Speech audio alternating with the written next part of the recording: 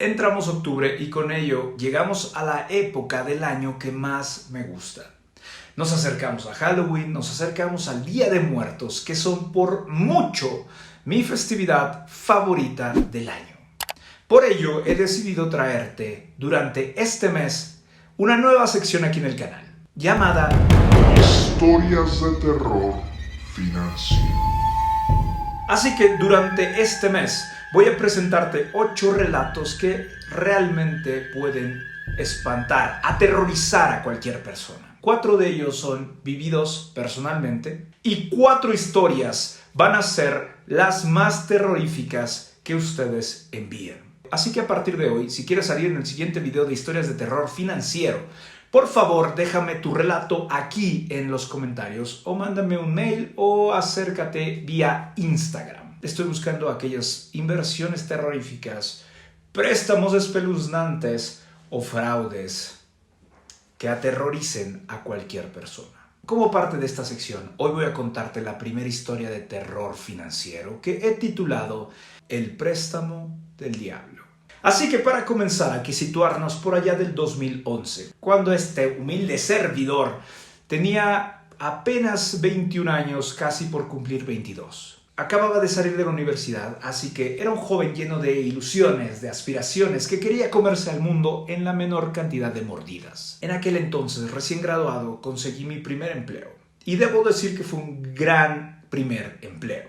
Era contrato a tiempo indeterminado con un sueldo que puede o no ser bueno, pero para alguien de 21 años era maravilloso.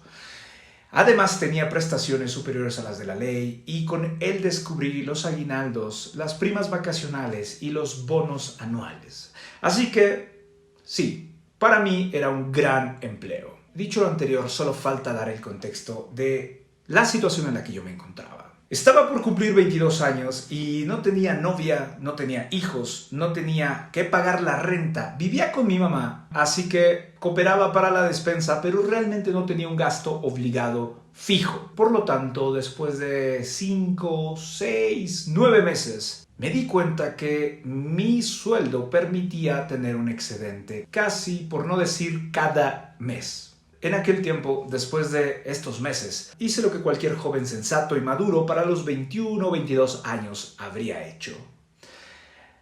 ¿Invertí el excedente? No. ¿Di el enganche para un departamento? Tampoco. ¿Empecé a hacer un fondo de ahorro para emergencias? Mucho menos. Ah, qué joven e inocente era. Entonces, ¿qué fue lo que hizo Marco de 22 años? Me compré un coche deportivo. Recuerdo perfectamente el día que estaba en mi oficina y tocó la puerta una señorita de cierto banco. Esta persona, cada vez que era quincena, venía a la oficina y visitaba a posibles candidatos para lo que ella ofrecía. Yo, que era la primera vez que un banco, a través de un ejecutivo de cuentas, se acercaba a mí, estaba fascinado. Estaba básicamente enamorado de la idea de que un banco estuviera considerándome como un posible acreedor. En ese momento, cuando las palabras Préstamo de nómina salieron de la boca de aquella señorita, yo básicamente ya estaba listo para firmar lo que fuera. Lo que sucedió aquel día es que la ejecutiva de este banco me dijo que por la edad, por la falta de responsabilidades que una familia o un hijo representan, yo era un candidato a un muy buen préstamo de nómina por parte del banco al que ella representaba. Y que básicamente ya estaba aprobado este préstamo, era solamente formalizar el que yo de manera oficial le pidiera al banco y firmara los papeles diciendo que sí quería recibir un gran préstamo. Les repito, a los 21 o 22 años, con el poco horizonte temporal que solemos tener a esa edad, no me imaginé que ese préstamo podría servirme para asegurar mi futuro. Y en cambio hice, les repito, lo que cualquier joven de 22 años haría. Hácete el préstamo del banco y con ese dinero fui a dar el enganche para comprarme un auto deportivo. Ahí es donde comienza esta historia de terror. Al firmar los papeles del préstamo de nómina, realmente no puse atención en el porcentaje de intereses que me estaban cobrando. No sabía lo que era un CAT, no sabía lo que era intereses moratorios, no sabía lo que era un préstamo a 24 meses, ni tampoco sabía lo que era pagar mensualmente 8,000 pesos de tu sueldo directamente a un banco. En ese momento, nunca antes había tenido el cobro automático, es decir, que en cuanto tu nómina caía, ni siquiera ya tenías que hacer ningún movimiento. Tu nómina, el monto que antes recibías, ya traía descontado lo que ibas a pagar de manera mensual. En ese momento no tenía conocimiento alguno de todos los problemas que podía tener este tipo de préstamos. Y hago hincapié, problemas cuando no sabes usarlos, cuando no sabes pagarlos y cuando los usas mal. En aquel momento, ¿qué iba yo a saber de estas cosas? ¿Qué carajo me iban a preocupar a mí? Lo único que quería era llegar con mi familia y mostrarles que su hijo, su hermano, su primo, había triunfado en la vida. ¿Por qué? Porque muchas veces estamos sujetos a tanta presión y tenemos tantos deseos personales de mostrar que hemos triunfado, que lo hemos logrado y que somos personas sumamente exitosas lo más rápido posible, que cometemos uno de los errores más graves y frecuentes. Querer aparentar a través de comprar cosas que están por encima de nuestra capacidad de pago. En aquel entonces me compré un deportivo biplaza descapotable turbo, hermoso, con el que me sentía realizado, sentía que ya había logrado todo lo que tenía que lograr. Mi mamá estaba feliz porque su niño estaba haciéndolo en el mundo laboral. Mis amigos estaban sorprendidos porque en aquel entonces me juntaba con gente mucho más grande que yo, que cuando vieron mi coche no preguntaron cómo lo hiciste, no preguntaron, oye Marco, pensaste en las consecuencias, y tampoco me aconsejaron con los años de experiencia que ellos ya tenían que estaba haciendo un mal negocio. Al contrario, estaban sorprendidos y yo estaba enamorado de lo que este coche había representado. Al final de cuentas, ahora lo sé, la única responsabilidad financiera, emocional, etcétera, etcétera, era mía. El gusto me duró algunos meses. Disfruté el coche como no tienen idea. Manejaba rapidísimo, manejaba a todos lados, descapotado. Me acuerdo que me llevé a mi mamá en el coche por la autopista a Valle de Bravo, todo el viaje con el coche descapotado, y era uno de los momentos más felices de mi vida. ¿Valió la pena? No lo sé. Y digo que no lo sé por lo que estoy por contarles, lo cual nunca le he contado a nadie. Después de 6, 7, 8, 9 meses de estar pagando el crédito, las cosas comenzaron a ponerse bastante feas.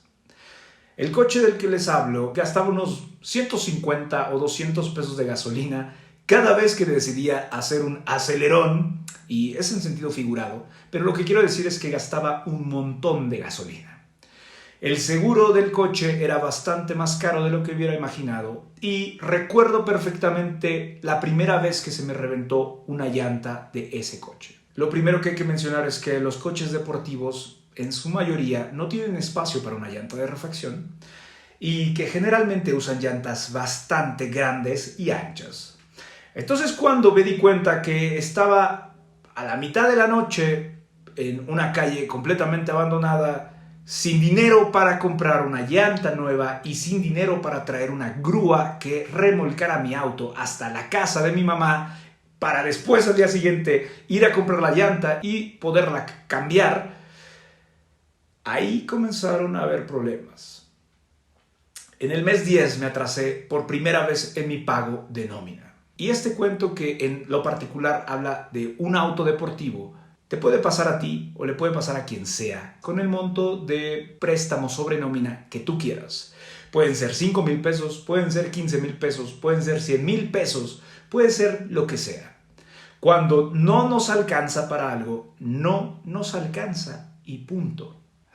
Me acuerdo perfectamente que la primera vez que me atrasé en el pago, dije, no pasa nada, en la siguiente quincena me repongo.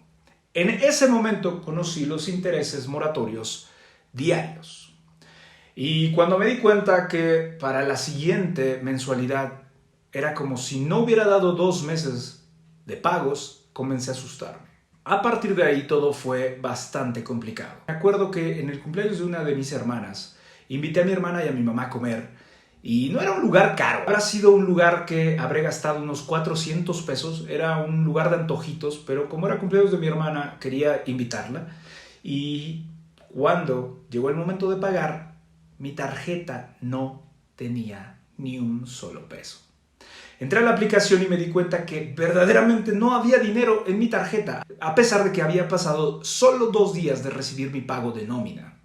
Llamé al banco sumamente preocupado y me dijeron que el banco había decidido incrementar el monto de los pagos quincenales debido a que habían visto un atraso constante en los últimos 3 meses. Así que, sin saberlo, el banco comenzó a tomar más dinero de mi dinero. Como ellos lo administraban, hicieron lo que aquí en México conocemos que es cobrarse a lo chino. Así que de pronto ya no solo estaba debiendo más dinero, sino que ya no tenía dinero para administrarme y comprar lo básico de mi día a día. Me acuerdo que hubo 2 ocasiones en las que tuve que pedir días económicos en la oficina porque no tenía ni siquiera para ir a trabajar. Sé que suena a un problema ajeno completamente a lo que podría suceder en el día a día.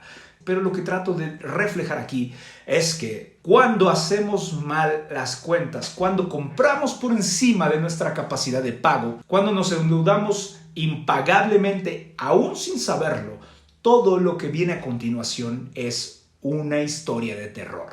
Ese coche fue uno de los juguetes más maravillosos que he tenido, pero también uno de los errores financieros más grandes que pude haber cometido. A final de cuentas, seguí pagando ese crédito aún cuando ya no tenía el coche. El crédito que inicialmente me había propuesto pagar a 24 meses, es decir, a 48 pagos quincenales, me tardé casi 8 años en pagarlo.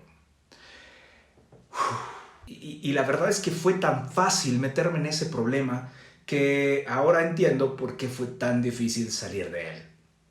Era demasiado joven, era demasiado ingenuo y nunca contemplé lo difícil que es mantener una deuda o mantener los pagos a lo largo del tiempo. A lo mejor hoy no tienes problemas en pagar el 40% de tu ingreso. A lo mejor el mes que viene tampoco. Pero en 4, 5, 6 meses las cosas pueden cambiar así de rápido. Me acuerdo que lo que explotó por completo el problema que tuve en cuanto a ese crédito fue que falleció alguien muy cercano a mí, un familiar, y ahí firmé básicamente mi sentencia. Si tú nunca has atravesado pedir un préstamo, si nunca has estado atrasado con el pago de una mensualidad o de una quincena, entonces no sabes lo afortunado que eres. Repito, no estoy hablando de un monto alto o de un monto bajo, estoy hablando de tener deudas, de lo que las deudas representan de manera monetaria, física y psicológica. El terror que tienes cuando te vas a dormir sabiendo que llevas 5, 10, 15, 20 días de retraso o que es el tercer pago que no haces es algo que no recomiendo a nadie. Verdaderamente tener deudas, verdaderamente deber dinero y saber que no hay manera en la cual lo puedas pagar es de un horror. Después de atrasarme tantas ocasiones en el pago de mi crédito de nómina, no solamente tenía problemas con el banco, no solamente tenía problemas con el auto, sino que también esto había alcanzado mi historial crediticio, el cual era mucho menor a los 420 puntos y presentaba atrasos superiores a los 6-7 meses. Así que no solamente debía dinero, sino que me había quitado la oportunidad, al menos en el corto plazo, de solicitar un crédito para una casa o de solicitar un crédito para un negocio. Y sin duda, a los 29, 30 años, la vida no es igual que a los 21, 22. Los gastos cambian radicalmente y también las necesidades. Al final tuve que pagar consecuencias y dinero por malas decisiones que tomé cuando era joven. Al final tuve que pagar bastante caro un préstamo al que yo llamaría el préstamo del diablo. Ahora que tengo 34 años y que conozco bastante más que cuando tenía 21 sobre inversiones, finanzas, ahorro y administración del dinero, definitivamente haría las cosas muy distinto. Con esto no quiero decir que los préstamos son malos, quiero decir que los préstamos para cosas estúpidas, lo que quiero decir es que los préstamos para cosas sin sentido, cosas que no te van a aportar más capital, sino que al contrario van a reflejarse en una salida constante de dinero, son definitivamente un préstamo con el diablo. Un préstamo impagable, un préstamo que definitivamente te va a llenar de terror por los años siguientes, un préstamo que definitivamente te va a atormentar, un préstamo que definitivamente no deberías de hacer. Al final, una vez que aprendí la lección, una vez que me propuse salir de esa deuda y me propuse recuperar mi historial crediticio, tuve que esperar 4 años y medio para poder mejorar el puntaje que el buró de crédito me atribuye.